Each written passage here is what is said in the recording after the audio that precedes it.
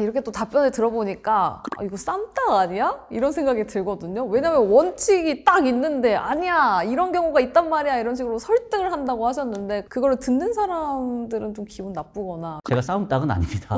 싸움닭은 아니고 변호사는 해결을 하러 간다라고 저는 생각을 하고 있고 네. 그런 부분들을 법원에서도 굉장히 어필을 많이 했어요.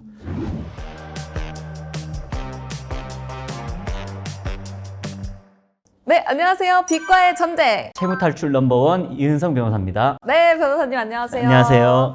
네, 저희가 오늘은 이은성 변호사님을 파헤쳐보도록 하겠습니다. 우리 도산 전문 변호사 이은성 변호사님은 제가 또 살펴보니까 서울대를 나오셨어요. 네, 와, 그렇게 진짜 됐습니다. 네. 서울대 어떻게 갑니까? 일단 뭐 운이 좋아서 그런 것 같고요. 제가 또 특이하다는 점은 이과 출신입니다. 생명과학 어머. 쪽을 전공했습니다. 근데 어떻게 또 변호사가 되셨어요? 그 당시에 저는 변호사라는 직업이 멋있었던 것 같아요. 항상 어려운 사람을 좀 도와주고 다른 분들께서 동의하지 않으실지 몰라도 변호사라는 게 공익적 지위가 있거든요. 네. 부와 명예만을 쫓아서 이렇게 다니진 않고 도와주고 이런 부분들이 저는 굉장히 멋있었던 것 같아요. 누군가를 도움을 주는 게 굉장히 네. 멋있어 보였다. 네. 변호사님들을 보면 여러 가지를 선택할 수 있을 것 같은데 우리 변호사님이 도산 전문을 선택하신 거잖아요. 그 이유가 어떻게 될까요? 제가 이제 법을 공부하면서 이제 이런 분야가 있다. 주변에 여러 조언을 들었게 되었고요. 네. 과거에는 이제 불법적인 사무장들이 이 도산 사건 전반에 대해서 맡아서 처리를 하거나 아니면 변호사들은 거의 관여하지 않고 소위 말하는 도장만 찍어주는 이런 경우가 굉장히 많았습니다. 거기에 대한 언론 보도도 엄청 많이 나왔었거든요. 10년 전에. 그래서 막 그런 피해 사례들이라는 걸 접하다 보니까 변호사로서 내가 좀 여러 의뢰인들 또 그리고 국민들에게 도움이 될 수 있는 방법이 있겠다 이런 생각을 하고 처음에 관심을 가졌어요. 아까 말씀드린 것처럼 이과 출신이지 않습니까? 네. 동기들이나 아니면 선후배들은 대부분 다 의사가 됐어요. 저는 이 도산이라는 게 굉장히 의사와 유사한 직업이라고 생각을 합니다. 개인의 경우에는 개인이 이제 채무로 고통받는 거를 네. 낫게 해주는 거고 법인 같은 경우에는 법인이 그런 채무의 굴레에서 벗어나서 정상적인 영업 활동을 할 수 있도록 도움을 주고 그러다 보니까 더욱더 이 도산 분야에서 흥미가 생겨서 10년째 하고 있는 것 같습니다. 근데 또 이력을 살펴보니까 도산 전문 변호사회 부회장을 맡고 계시네요. 그 밖에 또 다양한 협회 활동을 하고 계신 것 같은데 근데 이렇게까지 바쁘게 활동하시는 이유가 따로 있나요? 큰 이유가 있습니다. 어떤 거예요? 도산 쪽에서도 특히 법인 도산 쪽에 있어서 실무가 점차 안정화되고 있는 과정이거든요. 네. 그럼에도 불구하고 굉장히 아쉬운 부분들이 많아요. 법원의 입장에서 보면 뭐 절차의 진행 속도라든지 또 반대로 저희 신청 대리인 입장에서 봤었을 때는 법률사무라는 것이 굉장히 전문성 있고 경험이 필요한 일인데 네. 변호사가 하지 않고 직원이 한다든지 이런 경우에 이 실무적으로도 개선돼야 될 사항이 굉장히 많았다고 느꼈습니다. 개선점을 이야기를 하고 또 문제가 있으면 지적을 하고 그런 걸 하기 위해서는 저도 어느 정도 공적인 활동이 필요하겠다 이렇게 생각하다 보니까 분에 넘치는 자리를 하게 된 것 같습니다. 저 변호사님이 짱이에요. 그렇다면 지금 도산 전문 변호사를 하시면서 힘든 점은 어떤 게 있어요? 법인 도산 좀 위주로 말씀을 드리면 실무적으로 정립되지 않은 부분들이 좀 큰 것 같아요. 네. 이제 신청 대리인에게는 굉장히 다양한 역량을 요구를 하거든요. 과거에 이제 일반적인 뭐 송무 사건이라든지 변호사들 업무로서는 굉장히 법리를 잘 파악을 하고 그리고 여러 가지 판례에 대한 리서치라든지 또 그런 것들을 현출할 수 있는 논리력 그리고 뭐 글쓰기 능력 이런 것들이 있으면 네. 그래도 그 업무에 대해서는 어느 정도 익숙하게 할 수가 있는데 이 부분은 완전히 새로운 분야거든요. 변호사로서 이 분야에 진입하기는 뭐 저는 굉장히 진입 장벽이 높다고 생각합니다. 네. 그리고 그러한 시행착오도 저도 옛날에 다 이렇게 겪었었고 이제 실무적으로 아직까지 좀 정립이 되지 않은 부분들이 많아요. 익숙해지고 또 법원과 소통하고 네. 또 그런 것들을 최대한 의뢰인들의 이익을 위해서 노력을 하고 이런 과정들이 저한테는 굉장히 힘들었던 것 같습니다. 회생이고 파산이고 이런 분들이 찾아오시다 보니까 그런 부분을 다루는 거에 대해서는 힘든 점 없으셨어요? 대부분 찾아오시는 의뢰인들 분들께서는 빚에 계속 쫓기다 보니까 그러니까요. 심리적으로 이제 굉장히 위축이 되고 부정적인 생각들을 하게 되고 뭐 여러 가지 안 좋은 상황 속에 놓여 있는 분들이 많거든요. 네네. 변호사도 힘드니까 찾아오는 거 아니겠습니까? 그쵸. 힘든 거 이런 건 없었고 오히려 좀 안타깝다. 뭐 어떻게든 최대한 방법을 동원을 해서 이 힘든 부분을 해결해 주고 싶다. 이런 생각들만 가졌던 것 같아요. 저는 사실 평소에도 빈말을 잘 못하거든요. 네. 이게 지금 제가 방송 또는 촬영이기 때문에 하는 이야기가 아니고 네. 제가 진짜로 그렇게 느끼고 지금까지 해오고 있었습니다. 저 이쁜가요? 진짜 빈말 안 하신다. 증명이 됐습니다, 네. 여러분. 믿고 찾아오십시오. 그렇다면 반대로 이 일을 하시면서 보람찼던 부분은 어떤 게 있을까요?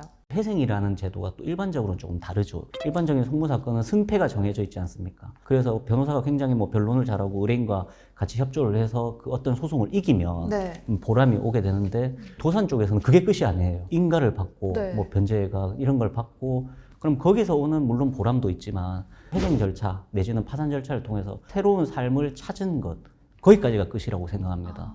법적 절차는 잘 마무리되는 건 당연한 것이고 네. 그 이후에 새로운 삶을 찾았다. 뭐 이런 이야기를 제가 들을 때마다 좀 도산 전문을 하면서 좀 많은 보람을 느낀 것 같습니다. 진짜 어떤 사람을 한 명 내가 살려냈다. 의사 선생님 맞네요. 네. 그렇다면 최고 도산 로펌을 만들기 위해서 지금 법무법인 스탠다드를 만드셨는데 앞으로의 계획이라든지 포부 혹은 이 스탠다드만의 꿈이 따로 있을까요? 제가 생각했었을 때는 지금 현재 우리 대한민국의 로펌들이 이 도산 쪽을 전문적으로 하는 로펌이 아직까지는 좀 부족하거나 혹은 없다고 생각을 했습니다. 네. 각자의 자리에서 열심히 하시는 분들은 계시겠지만 그렇죠. 이게 정말 전문 변호사들끼리 모여가지고 도산 사건만 집중적으로 연구하고 처리하고 해결하는 네. 이런 로펌이 저는 없다고 생각했거든요. 도산 전문으로만 하는 로펌. 그렇죠. 그냥 막연한 전문이 아니고 네. 정말로 계속 연구를 하고 고민을 하고 실무에서 부딪히고 토론을 하고 실제로 해결해내고 이런 것들을 계속적으로 수행하는 로펌이 극소수라고 생각을 했습니다.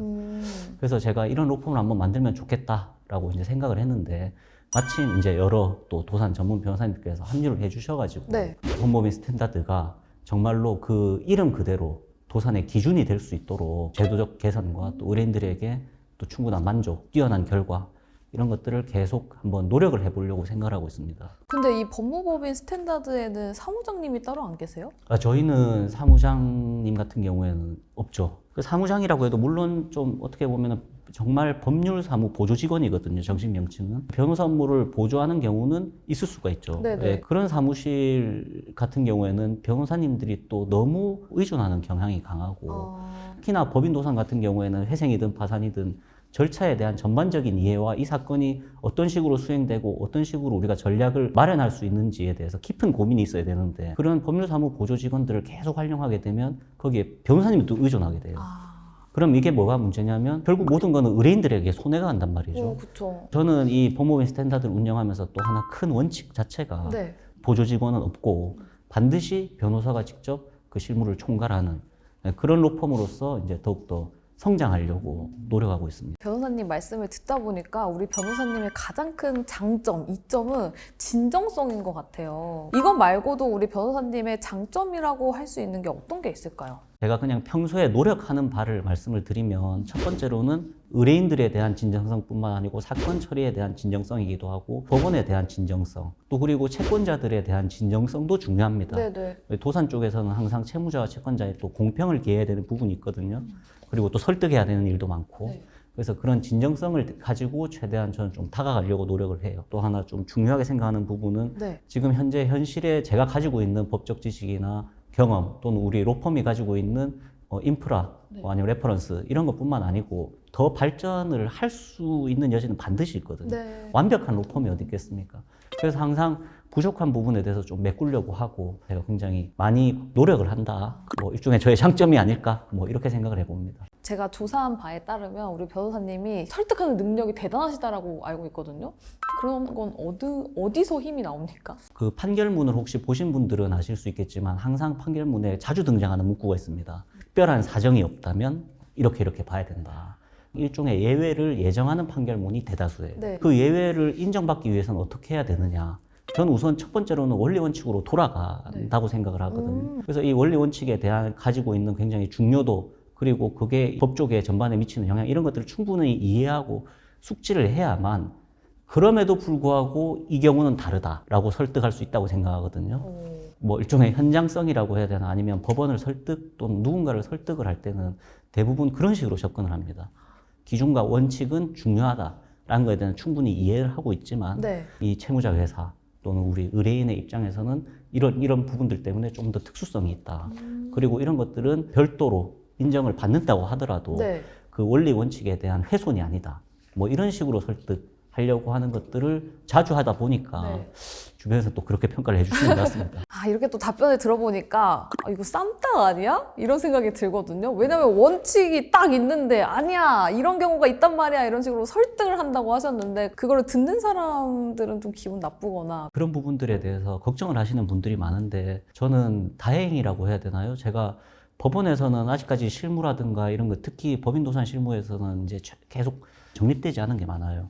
물론 제가 싸움 딱은 아닙니다. 네, 싸움 딱은 아니고 이 변호사라는 건 결국 어떻게 보면 법률적 분쟁을 해결하는 사람이잖아요. 어떤 자리에 간다고 하더라도 싸우러 가진 않습니다. 변호사는 해결을 하러 간다라고 저는 생각을 하고 있고 네. 그런 부분들을 법원에서도 굉장히 어필을 많이 했어요. 예를 들면 그냥 일반적인 원리 원칙 내지는 실물에 따라서 가는 사건도 제가 거기에 대해서 부당하게 느끼면 이런 부분들은 조금 특별한 예외가 인정이 돼야 된다. 혹은 이런 부분들은 법원에서 충분히 고려해 주실 부분이 있다라고 적극적으로 어필을 하면 저에 대한 혹은 저희 이제 법무법인 스탠다드에 대해서 그런 걸 오히려 또 좋게 평가를 합니다. 의외로 법원에서도 네. 이게 심판자의 입장이고 자신의 판단이나 혹은 기준에 어긋나는 걸 싫어하지만 네. 오히려 반대로 그만큼 정말로 이 변호사님은 의뢰인을 위해서 최선을 다하는구나. 그게 제 일이니까 하는 거잖아요. 그쵸. 최근에는 저는 뭐 그런 이야기들은 과분하게도 듣고 있고 네. 그리고 그 과정에서 감사하게도 법원에 많이 받아주셔요. 또 하나의 또 새로운 실무례가 되고 또 하나의 경험이 되고 또 하나의 저로서는 또 성공 사례가 되고 네네. 의뢰인 입장에서는 또 좋은 결과를 이끌어내고 이런 것들이 계속 좀 선순환되는 구조인 것 같습니다. 그래서 뭐 정리를 하자면 싸움하러 가진 않는다. 네, 알겠습니다. 자, 오늘 이렇게 이은성 변호사님에 대해서 알아봤는데요. 얘기를 들으면 들을수록 저도 홀립니다.